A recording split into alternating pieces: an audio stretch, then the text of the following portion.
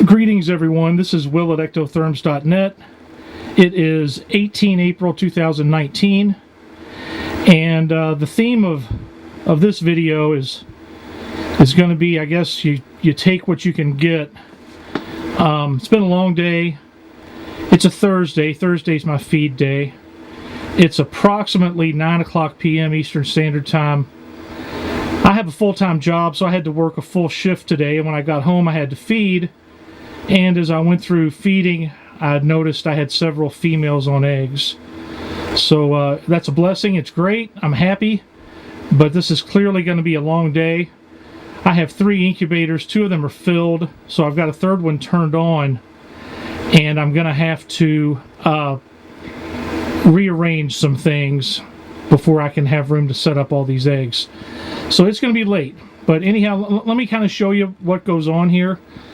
This is kind of what it's like if you're going to be a snake breeder. People ask me that all the time, so I'm going to kind of show you guys. This is great. It's a, let's see, a vanilla fire is what this is. And I bred her to a Super Pastel Super Fire male, one of the first 2 that ever hatched. So this is going to be a really neat clutch. Everything has worked out with her, which is not always the case, so it's really nice when it does. Let me try to get around over here. I suspect it's a relatively small clutch, but you can see that egg looks good. So that's here. I'm going to switch now. I'm going to show you the next clutch, which is under her. I'm going to try to do this without being bitten by the snake below. Okay, here's the next snake. She is a genetic banded, 100% het for albino, possible het axanthic Jolliflon. The neat thing about her is that she has thrown paradox albinos from previous clutches, and this year I was able to breed her with a super banded paradox albino. So this should be a really neat clutch.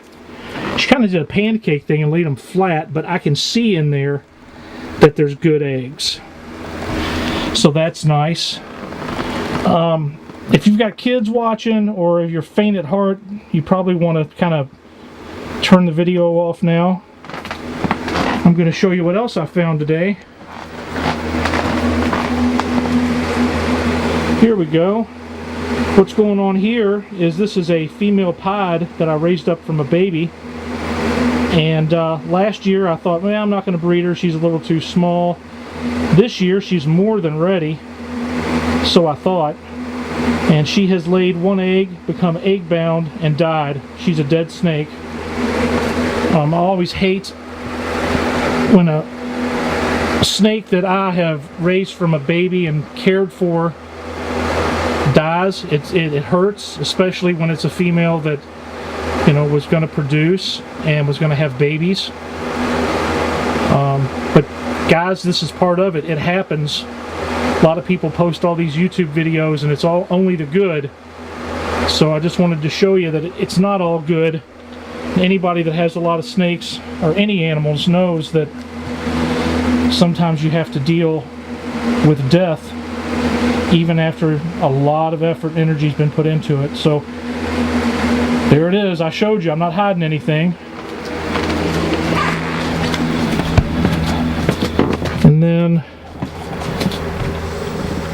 this is a super banded albino that I bred with another super banded albino.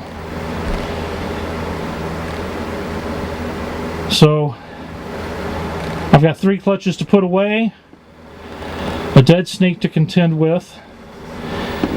Then I have to clean out all these boxes so that they don't smell like eggs, so that the females will resume feeding. So I've got a long night ahead of me, a long day, but that's part of it. It's what you have to do. So I'll check in later. Thanks a lot.